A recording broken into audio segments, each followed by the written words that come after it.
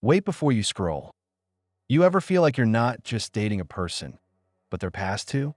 Was dating her, but her ex refused to let go. I'm 37. Been through enough to know what I want, and more importantly, what I won't tolerate. So when I reconnected with her, let's call her Maya, earlier this year, it felt like a second chance at something real. She was 36, smart, strong, had a great sense of humor, and this fire in her eyes like she'd seen storms and survived them. But I had no idea that one of those storms was still right behind her. We started dating in February of 25. She had just ended things with her ex, a 47-year-old man she'd been on and off with for 3 years. She told me it was finally over, that it had been toxic, dramatic, draining. I believed her. And honestly, the first few months were good. Real good. We were in sync. She met my son.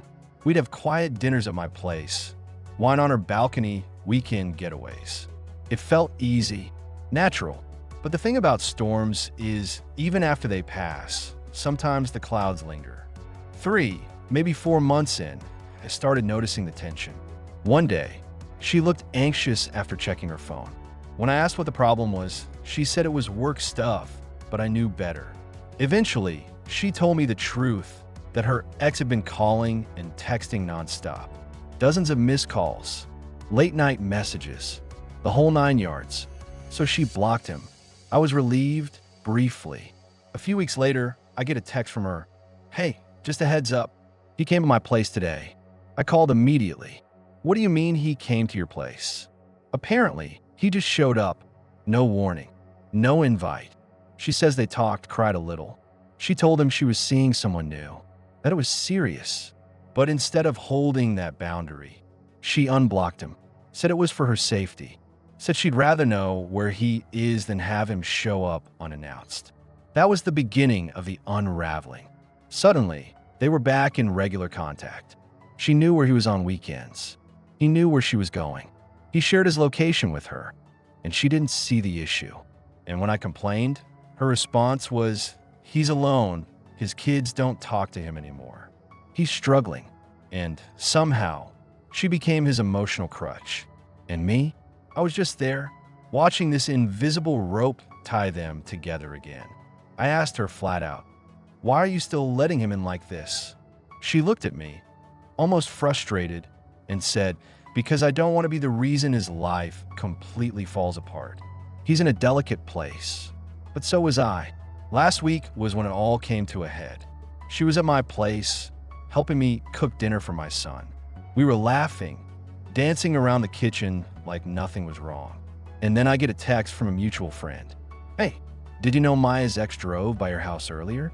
He said he thought about ringing the doorbell. My heart dropped. My son was there that day. I confronted her. You think this is normal? He's driving by my place now? What if my kid had answered that door? What is he even doing near my house? She just stared at me, quiet. And then she said, I'm sorry. I love you. That's it. No plan to cut him off. No urgency. No accountability. Just, I'm sorry and I love you. I pushed harder, demanded she go no contact, that she choose, that she stop straddling this line between past and present. She shook her head. He's a state politician. If I ghost him completely, he could spin it, make it ugly. I don't want to ruin his career. That's when I realized this wasn't about safety or closure or compassion. This was about control and guilt and power. He still had his hooks in her, and she was still letting him. And I was just collateral damage in a story that wasn't done yet. We've been friends for years. She's met my family. My son likes her. I like her a lot. But love is not a reason to be disrespected.